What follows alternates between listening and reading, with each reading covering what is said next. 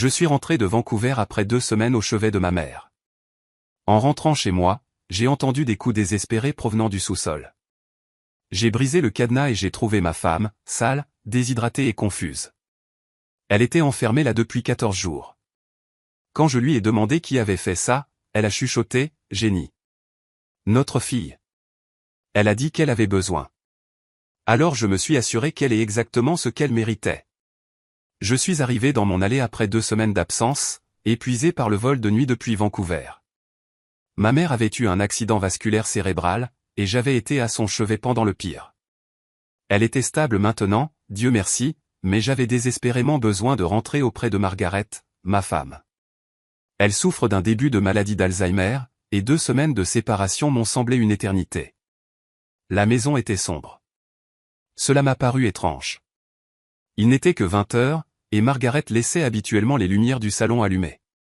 J'ai pris ma valise dans le coffre et je me suis dirigé vers la porte d'entrée, cherchant mes clés à tâtons. C'est alors que je l'ai entendu, un faible bruit sourd, rythmé et désespéré, provenant de l'intérieur de la maison. Mon cœur s'est arrêté. J'ai enfoncé la clé dans la serrure et j'ai fait irruption. Le son était plus clair maintenant. Quelqu'un frappait sur quelque chose, et il y avait une voix étouffée, rauque et faible. Cela venait d'en bas, du sous-sol. J'ai laissé tomber ma valise et j'ai couru vers la porte du sous-sol. Elle était verrouillée de l'extérieur, cadenassée avec une serrure robuste que je n'avais jamais vue auparavant. Les coups sont devenus plus forts, plus frénétiques. « Margaret » ai-je crié, mes mains tremblant alors que je cherchais quelque chose pour briser la serrure. Un cri est venu de l'autre côté, faible, désespéré. Ma femme. J'ai couru au garage, j'ai attrapé un pied de biche et j'ai arraché cette serrure en 3 violentes secousses. La porte s'est ouverte et l'odeur m'a d'abord frappé. De l'urine, de la sueur et quelque chose d'acide. J'ai allumé la lumière et j'ai failli m'effondrer. Margaret était en bas des escaliers, sale, tremblante. Sa chemise de nuit était tachée et déchirée. Son visage était décharné, ses lèvres gercées et saignantes. Elle m'a regardé avec des yeux qui ne m'ont pas tout à fait reconnu au début, la confusion et la terreur se mêlant dans son expression. « Thomas. » Sa voix s'est brisée. « Est-ce que c'est vraiment toi ?» J'ai dévalé les escaliers en quelques secondes, la prenant dans mes bras. Elle ne pesait presque rien. Depuis combien de temps était-elle là-dessous sans nourriture, sans eau? Je suis là, ma chérie. Je suis là. Je te tiens. Je l'ai portée à l'étage, mon esprit s'emballant. Qui a fait ça? Comment est-ce arrivé? Je l'ai allongée sur le canapé et j'ai attrapé mon téléphone, composant le 911 avec des doigts tremblants. Alors que je donnais notre adresse au répartiteur, j'ai regardé autour de la maison. Tout semblait différent. Des meubles avaient été déplacés. Il y avait des boîtes empilées dans le coin que je n'avais jamais vues auparavant. Le pilulier de Margaret avait disparu du comptoir de la cuisine. Les ambulanciers sont arrivés en quelques minutes. Pendant qu'ils vérifiaient les signes vitaux de Margaret, gravement déshydratée, malnutrie, avec des signes précoces d'hypothermie bien que nous soyons en septembre. Je suis resté là, sous le choc, essayant de reconstituer ce qui s'était passé. « Monsieur, quand avez-vous vu votre femme pour la dernière fois » a demandé l'un des ambulanciers. « Il y a 2 semaines, je l'ai laissée avec notre fille. Jennifer devait rester avec elle pendant que j'étais à Vancouver. Ma mère a eu un accident vasculaire cérébral et ma voix s'est brisée. Jennifer a fait ça? » L'ambulancier a échangé un regard avec son partenaire, mais n'a rien dit. Ils ont chargé Margaret sur une civière. Je suis monté avec elle dans l'ambulance, lui tenant la main, lui chuchotant qu'elle était en sécurité maintenant, que j'étais désolé. Tellement désolé de l'avoir laissée. À l'hôpital Saint-Michael. Ils l'ont admise immédiatement. Une infirmière m'a pris à part pendant que les médecins s'occupaient d'elle. « Monsieur Holloway, je dois vous demander, votre femme a-t-elle été enfermée dans ce sous-sol pendant les 2 semaines entières où vous étiez absent ?» La question m'a frappé comme un train de marchandises. 14 jours. Ma Margaret piégée dans ce sous-sol froid et sombre pendant 14 jours. Je ne sais pas, ai-je chuchoté. Je viens de la trouver comme ça. Un policier est arrivé 1 heure plus tard. Il s'appelait l'inspecteur Morrison, de l'unité de lutte contre la maltraitance des personnes âgées des services de police de Toronto. Oui, Il existe en fait une unité spécialisée pour cela. Je me suis assis dans la salle d'attente de l'hôpital et je lui ai tout raconté. Je m'appelle Thomas Holloway. J'ai 65 ans, je suis à la retraite d'une carrière en génie civil. Ma femme Margaret a 63 ans. On lui a diagnostiqué un début de maladie d'Alzheimer il y a 2 ans. La maladie progresse lentement, mais elle peut encore faire la plupart des choses avec des rappels et de la routine. Elle sait qui je suis. Elle connaît notre fille. Elle est juste parfois confuse, oublie où elle a mis les choses, perd la notion du temps. Notre fille, Jennifer, a 38 ans. Elle est CPA dans un cabinet de taille moyenne du centre-ville de Toronto. Elle a épousé Kyle il y a 3 ans. Kyle se dit consultant en affaires, mais je n'ai jamais vraiment compris ce qu'il faisait exactement. Il parle toujours de crypto-monnaies, de NFT, de sources de revenus passifs. Je ne l'ai jamais aimé si je suis honnête. Mais Jennifer semblait heureuse et c'est ce qui comptait. Il y a 2 semaines, ma mère à Vancouver a eu un accident vasculaire cérébral. Ma sœur m'a appelé en panique à 3 heures du matin. J'ai réservé le premier vol. Jennifer s'est immédiatement portée volontaire pour rester avec Margaret pendant mon absence. Papa, ne t'inquiète de rien, avait-elle dit, je m'occuperai de maman. Toi, concentre-toi sur grand-mère. J'étais reconnaissant, soulagé même. Jennifer connaissait les routines de sa mère, savait où se trouvaient tous les médicaments, savait comment gérer la confusion et le coucher du soleil qui accompagnait la maladie. J'ai appelé tous les jours depuis Vancouver. La première semaine, Jennifer a répondu « Maman va bien, papa. Nous regardons ses émissions préférées. Je m'assure qu'elle mange. » Ne t'inquiète pas, mais la deuxième semaine, les appels sont allés sur la messagerie vocale. Elle a envoyé des SMS à la place, désolé, occupé avec maman. Elle va bien. Je t'appelle plus tard. Mais elle n'a jamais rappelé. J'ai essayé d'appeler Margaret directement, mais son téléphone est allé directement sur la messagerie vocale aussi. Je me suis dit que tout allait bien. Jennifer avait la situation sous contrôle. Ma mère avait besoin de moi. Je suis resté à Vancouver. L'inspecteur Morrison a écouté tout cela, en prenant des notes. Puis il a posé la question qui m'a glacé le sang. Monsieur Holloway, pendant ces 2 semaines, avez-vous donné à votre fille une procuration sur les affaires de votre femme? Non. Absolument pas. Votre femme a-t-elle signé des documents dont vous êtes au courant? Pas que je sache. Pourquoi? Il a fermé son carnet. Nous devrons enquêter davantage, mais monsieur Holloway, cela semble être plus que de la simple négligence, nous resterons en contact. Margaret est restée à l'hôpital pendant 3 jours. Ils l'ont réhydratée, l'ont traitée pour malnutrition et exposition, et ont effectué une batterie de tests. Elle n'arrêtait pas de demander où était Jennifer. Où est Jenny? Elle était là il y a un instant. Elle me préparait le déjeuner. Non, ma chérie, ce n'est pas vrai. Le deuxième jour, pendant que Margaret dormait, je suis rentré à la maison pour regarder plus attentivement. J'avais besoin de comprendre ce qui s'était passé. Ce que j'ai trouvé m'a rendu physiquement malade. La porte du sous-sol avait été cadenassée de l'extérieur. Il y avait un seau dans le coin. C'est ce que Margaret avait utilisé comme toilette. Une fine couverture sur le sol en béton. Pas de nourriture, pas d'eau. L'ampoule avait été retirée de la douille. Ma femme, qui oublie parfois quel jour on est, mais qui peut encore rire de blagues idiotes et adore regarder les Blue Jays jouer, avait été enfermée dans le noir pendant 2 semaines. À l'étage, j'ai trouvé d'autres preuves troublantes. L'ordinateur portable de Jennifer était toujours sur la table de la cuisine, le mot de passe commodément enregistré. Je ne suis pas fier de ce que j'ai fait ensuite, mais j'ai regardé ces fichiers. Ce que j'ai trouvé était méthodique, calculé, diabolique. Il y avait des documents numérisés, des procurations avec la signature de Margaret, des documents immobiliers, des relevés bancaires et un fichier intitulé « Opportunité d'investissement », le fonds de Kyle. Je suis resté assis là pendant 1 heure à tout lire, mes mains tremblant si fort que je pouvais à peine cliquer sur la souris. Voici ce qu'ils avaient fait. La première semaine de mon absence. Jennifer avait emmené Margaret chez un avocat, un notaire douteux de Scarborough, pas notre avocat de famille. Elle avait fait signer à Margaret des documents de procuration, utilisant sa confusion due à la maladie d'Alzheimer pour la convaincre que ce n'était que de la paperasse pour papa.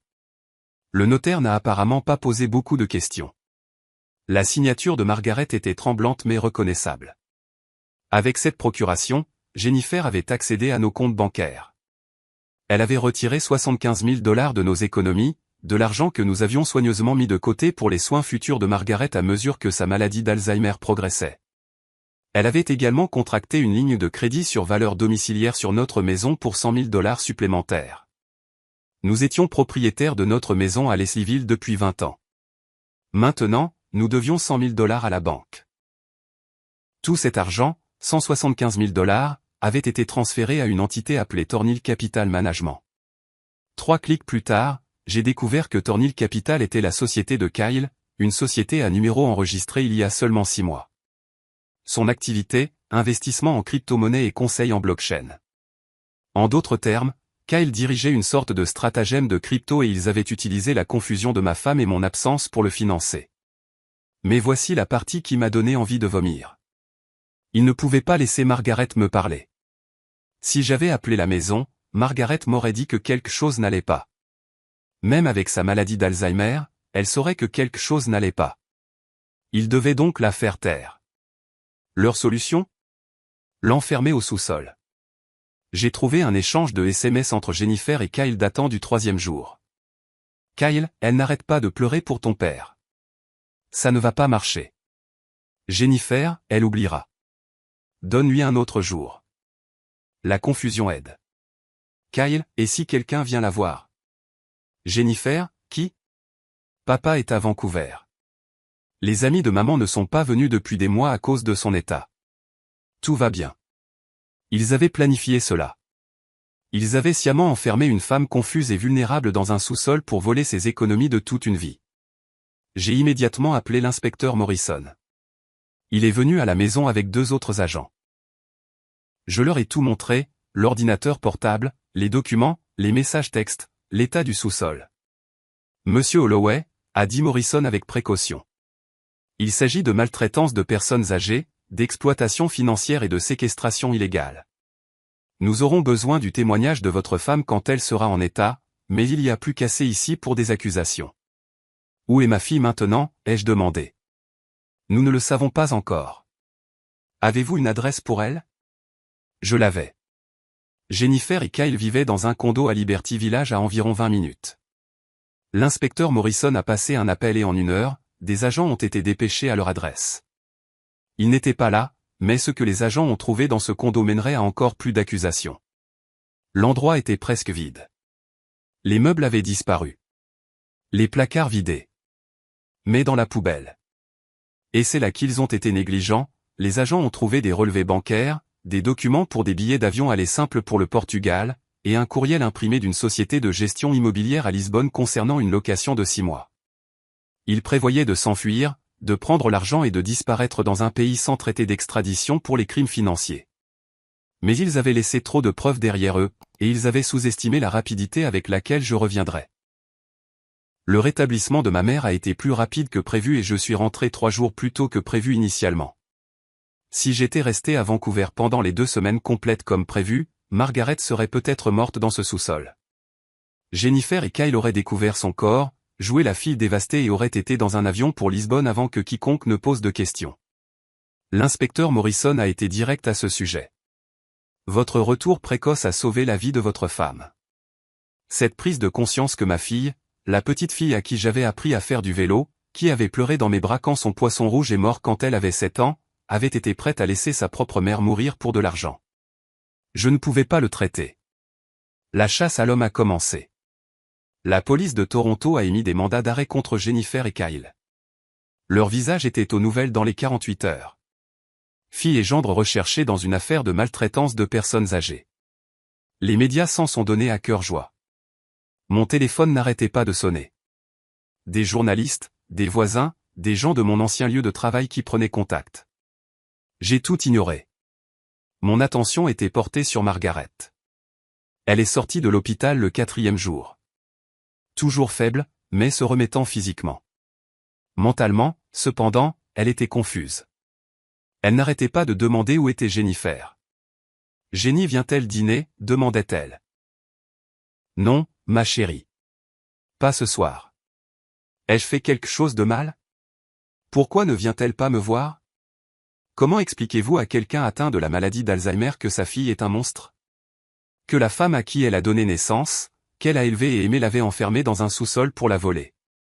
Je ne pouvais pas, alors je lui ai juste tenu la main et j'ai dit, Jenny est occupée en ce moment, mais je suis là. Je ne vais nulle part. Le 6e jour, Jennifer et Kyle ont été arrêtés à l'aéroport Pearson. Ils avaient essayé de monter à bord d'un vol pour Londres, en Angleterre, leur première escale, avant de prendre une correspondance pour le Portugal. Les services frontaliers les ont immédiatement signalés. L'inspecteur Morrison m'a appelé dans l'heure. Nous les avons. Ils sont en détention. Je n'ai rien ressenti. Pas de soulagement, pas de satisfaction, juste le vide. Les accusations sont tombées comme un marteau. 2 chefs d'accusation de maltraitance de personnes âgées, 2 chefs d'accusation d'exploitation financière d'une personne vulnérable, 2 chefs d'accusation de séquestration illégale, 2 chefs d'accusation de fraude de plus de $5 000 et un chef d'accusation de faux lié aux documents de procuration. Kyle faisait face à des accusations supplémentaires liées à son fonds d'investissement, qui s'est avéré être, surprise, un système de Ponzi. Il avait pris de l'argent à au moins 30 autres investisseurs, tous des personnes âgées ou vulnérables, promettant des rendements de 40% sur des transactions de crypto-monnaies qui n'ont jamais eu lieu. Il ne faisait que brasser de l'argent, payant les anciens investisseurs avec l'argent des nouveaux investisseurs. Fraude classique. Le procureur de la couronne affecté à l'affaire, une femme brillante nommée Patricia Chen, m'a rencontré une semaine après leur arrestation. Elle a exposé l'affaire en détail. Monsieur Holloway, c'est l'un des cas de maltraitance de personnes âgées les plus flagrants que j'ai vus dans ma carrière. La préméditation, l'exploitation de l'état cognitif de votre femme, la dévastation financière qu'ils ont causée. C'est sérieux. Nous demandons des peines maximales. Combien de temps, ai-je demandé? Maltraitance de personnes âgées avec séquestration illégale combinée à l'exploitation financière. Nous envisageons 8 à 12 ans pour Jennifer, 10 à 15 ans pour Kyle en raison des accusations de fraude supplémentaires. Et l'argent? L'expression de Patricia s'est adoucie. Ce sera plus difficile. Le fonds de Kyle est en faillite. L'argent a disparu, dépensé, déplacé à l'étranger ou versé aux premiers investisseurs pour faire fonctionner le système. Nous demanderons des ordonnances de restitution, mais je veux que vous soyez réaliste quant au recouvrement. En d'autres termes, les $175 000 avaient disparu. Nos économies, la valeur nette de notre maison s'est volatilisée dans l'escroquerie crypto de Kyle. J'ai posé la question qui me hantait. Le savait-elle? Jennifer, savait-elle que ce que Kyle faisait était une fraude? Patricia a ouvert le dossier de preuve. Sur la base des courriels et des SMS que nous avons récupérés. Oui, elle savait. Elle l'a aidé à recruter des investisseurs, dont 2 de ses collègues de son cabinet comptable. Elle a créé de faux états financiers pour le fonds. Elle était une participante active. Ma fille n'était pas une victime du stratagème de son mari. Elle était une co-conspiratrice. L'audience de mise en liberté sous caution a été douloureuse. L'avocat de Jennifer a plaidé pour sa libération, en attendant le procès, pas de casier judiciaire, des liens avec la communauté, un faible risque de fuite malgré l'affaire du Portugal. La couronne a plaidé le contraire. Risque de fuite évident, destruction de preuves, danger permanent pour Margaret. Le juge a donné raison à la couronne. Mise en liberté sous caution refusée. Jennifer et Kyle resteraient en détention au centre de détention de Toronto Sud jusqu'au procès. J'ai assisté à cette audience. Je me suis assis au dernier rang et j'ai regardé ma fille en combinaison orange supplier le juge de la libérer. Elle a pleuré. Elle s'est excusée. Elle a dit qu'elle avait commis une terrible erreur. Quand elle m'a vu, elle a essayé de murmurer quelque chose. « Papa, s'il te plaît. » Je me suis levé et je suis sorti. Je ne pouvais pas la regarder. L'affaire pénale a suivi son cours, mais je ne me suis pas contenté d'attendre la justice des tribunaux. J'ai engagé un avocat, Christopher Walsh, un associé d'un cabinet spécialisé en droit des aînés et en litige successoral. Son conseil était clair. Thomas, vous avez des motifs pour une poursuite civile. Poursuivez-les pour tout ce qu'ils ont pris, plus des dommages-intérêts pour ce qu'ils ont fait subir à Margaret. Même s'ils n'ont pas d'actifs maintenant, ils pourraient en avoir à l'avenir. Héritage, gain, bien. Verrouillez tout ça. J'ai intenté une poursuite 2 semaines plus tard. Jennifer Holloway et Kyle Morrison, défendeurs. Réclamation, exploitation financière, infliction intentionnelle de détresse émotionnelle, conversion, manquement à l'obligation fiduciaire. Dommages-intérêts demandés, 175 000 $ en fonds volés plus 200 000 $ en dommages-intérêts supplémentaires fort la souffrance de Margaret. Mais il y avait plus à faire. J'ai contacté l'Ordre des CPA de l'Ontario. Jennifer avait utilisé ses titres de comptable pour donner de la légitimité au stratagème de Kyle. Ses collègues du cabinet comptable avaient fait confiance à son jugement professionnel. Elle avait violé toutes les normes éthiques de sa profession. J'ai déposé une plainte officielle. En un mois, la licence de CPA de Jennifer a été suspendue en attendant l'issue du procès pénal. Si elle était reconnue coupable, elle serait radiée à vie. Elle ne travaillerait plus jamais comme comptable. Cela aurait dû être satisfaisant. Ça ne l'a pas été. C'était juste nécessaire. Les mois qui ont suivi ont été un flou. La maladie d'Alzheimer de Margaret s'aggrave, le stress accélère le déclin cognitif, m'a dit son neurologue. Elle a cessé de poser des questions sur Jennifer, ce qui était en quelque sorte pire que les questions. C'était comme si son cerveau avait effacé sa fille comme un mécanisme de protection. J'ai engagé une aide-soignante à plein temps pour m'aider avec Margaret pendant que je m'occupais des procédures judiciaires. Les factures s'accumulaient, frais médicaux, frais de justice, les mensualités de l'hypothèque sur la ligne de crédit que nous n'avions jamais voulu. Nous nous noyions financièrement et les responsables étaient en prison en attente de leur procès. L'audience préliminaire a eu lieu en janvier, 5 mois après le sauvetage de Margaret. J'ai témoigné. J'ai raconté au tribunal comment j'avais trouvé Margaret, découvert les documents, réalisé ce qu'ils avaient fait. L'avocat de Jennifer a essayé de la présenter comme une victime, trop manipulée par Kyle, désespérée d'argent, souffrant de ses propres problèmes de santé mentale. C'était des foutaises, et le juge l'a bien vu. Mademoiselle Holloway, a déclaré le juge, vous êtes une comptable qualifiée. Vous avez parfaitement compris ce que vous faisiez. Vous avez exploité la vulnérabilité cognitive de votre mère à des fins de gains financiers. Il n'y a aucun facteur atténuant qui excuse cela. L'affaire a été renvoyée en jugement. Date du procès fixée à juin, 8 mois après le début du cauchemar. Mais avant le procès, quelque chose d'inattendu s'est produit. L'avocat de Kyle a approché la couronne avec un accord. Kyle plaiderait coupable à toutes les accusations et coopérerait pleinement en témoignant contre Jennifer en échange d'une peine réduite. Il témoignerait que Jennifer avait été le cerveau, qu'elle avait tout planifié, qu'il n'avait fait que suivre. C'était une décision de lâche, jetant sa femme sous le bus pour sauver sa propre peau. Mais Patricia Chen m'a appelé pour en discuter. Si Kyle témoigne, nous avons un dossier en béton contre Jennifer. Son témoignage combiné aux preuves garantit une condamnation et une peine sévère. Qu'en pensez-vous? Fera-t-il de la prison, ai-je demandé. Oui, nous proposons 8 ans avec possibilité de libération conditionnelle après avoir purgé les 2/3. Il sera en prison pendant au moins 5 ans, de manière réaliste plus longtemps. Et Jennifer? Sans l'accord, elle serait jugée. Et il y a toujours un risque avec un jury. Mais avec le témoignage de Kyle, nous pousserions pour le maximum de 12 ans. J'ai pensé à Margaret, qui demandait encore parfois pourquoi Jenny n'appelait pas. J'ai pensé à ces 14 jours dans le sous-sol. J'ai pensé aux économies de toute une vie partie, à la valeur nette de la maison, partie, à la confiance, partie. Accepter l'accord, ai-je dit. Kyle a plaidé coupable en février. L'audience de détermination de la peine a été brève. Il a exprimé des remords. Je suis sûr que son avocat a écrit chaque mot. Le juge n'a pas été impressionné. Monsieur Morrison, vous avez participé à un stratagème qui ciblait des personnes âgées vulnérables, y compris votre propre belle-mère. Vous avez privilégié le profit à la dignité humaine. 8 ans dans une prison fédérale. 1 de moins. Le procès de Jennifer a commencé en juin.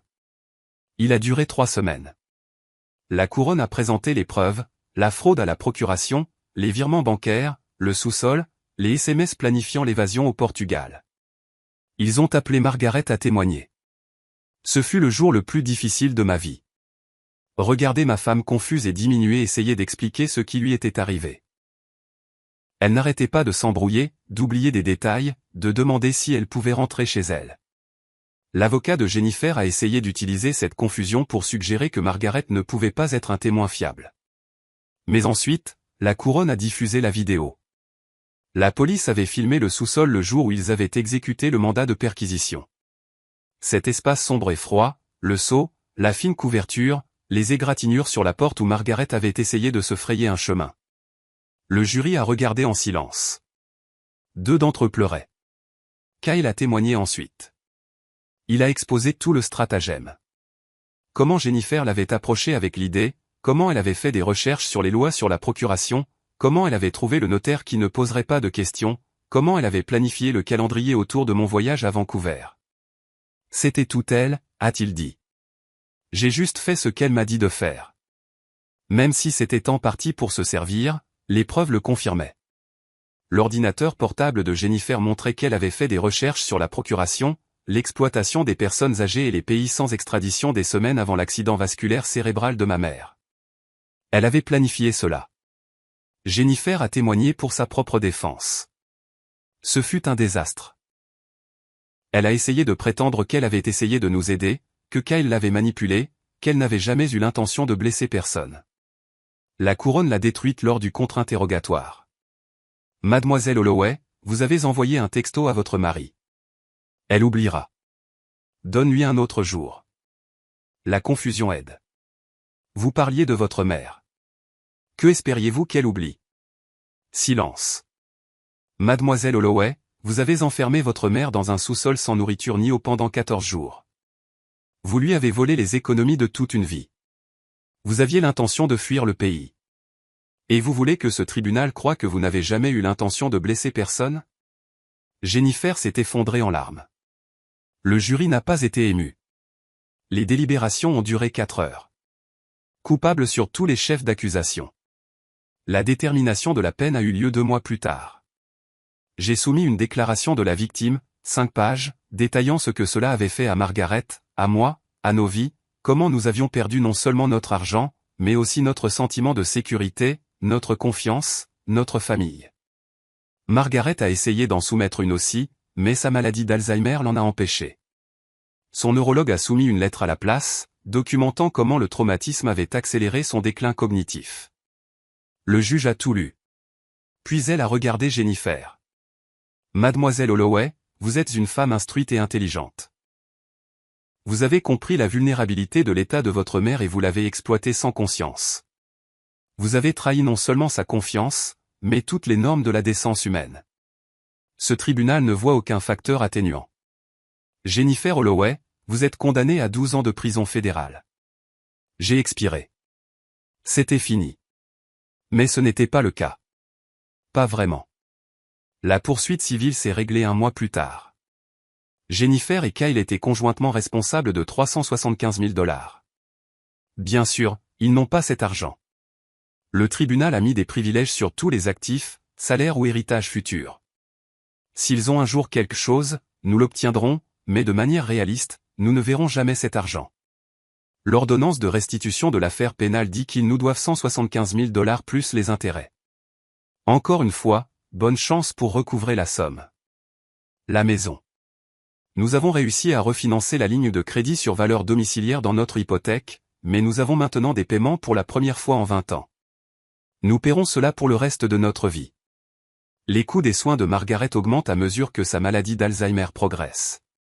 L'assurance en couvre une partie, mais pas la totalité.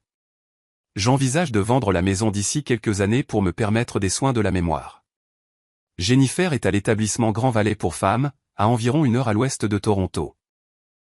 Elle sera admissible à la libération conditionnelle dans 8 ans. Kyle est à Joyceville, une prison à sécurité moyenne près de Kingston. Son admissibilité à la libération conditionnelle est dans 5 ans. Je n'ai pas rendu visite. Je ne rendrai pas visite. En ce qui me concerne, je n'ai plus de fille. On me demande parfois si je regrette d'avoir poursuivi les accusations avec autant d'agressivité. Si j'aurais aimé essayer de régler ça en famille. Si je pense que 12 ans, c'est trop dur. Voici ce que je leur dis. Jennifer a enfermé sa mère confuse et terrifiée dans un sous-sol pendant 2 semaines. Elle a volé tout ce que nous avions économisé pour prendre soin de Margaret dans ces dernières années. Elle avait l'intention de laisser Margaret mourir et de fuir le pays avec l'argent. Elle a fait tout cela sciemment, de manière calculée, sans conscience. 12 ans, ce n'est pas trop dur. C'est de la pitié. Margaret ne comprend pas où est Jennifer. Parfois, elle demande encore. Je lui dis que Jennifer est partie pour le travail. C'est plus facile que d'expliquer la vérité à quelqu'un qui ne se souviendra de toute façon pas de l'explication. Le mois dernier, Margaret a oublié qui j'étais pour la première fois. Elle m'a regardé, m'a vraiment regardé, et m'a demandé qui j'étais et ce que je faisais dans sa maison. Cela n'a duré qu'une heure avant qu'elle ne me reconnaisse à nouveau. Mais ça a commencé, la dernière étape. J'y pense parfois, comment Jennifer a volé non seulement notre argent, mais notre temps. Le temps que Margaret et moi avions avant que la maladie d'Alzheimer ne l'emporte complètement. Nous aurions dû passer ces 2 semaines ensemble. Au lieu de cela, Margaret les a passées en enfer. C'est ce que je ne peux pas pardonner. L'argent peut être remplacé éventuellement. La maison peut être vendue. Mais ces 14 jours et tous les jours qui ont suivi ont été volés par le stress, le traumatisme et la peur. Ils sont partis pour toujours. Alors, non, je ne regrette pas les 12 ans. Je le referai. La justice n'est pas une question de vengeance. C'est une question de responsabilité. Il s'agit de dire haut et fort que certaines choses sont impardonnables. Ma fille l'a appris à ses dépens. J'espère que tous ceux qui regardent cette histoire la prendront de la manière la plus simple. La confiance de votre famille est sacrée. Brisez-la et ne soyez pas surpris lorsque les conséquences vous briseront en retour. Quant à Margaret et moi, nous sommes toujours là, nous nous battons toujours ensemble. C'est plus que ce que Jennifer voulait pour nous, et c'est plus que ce qu'elle aura pour les 12 prochaines années. Et honnêtement, c'est la seule justice qui compte.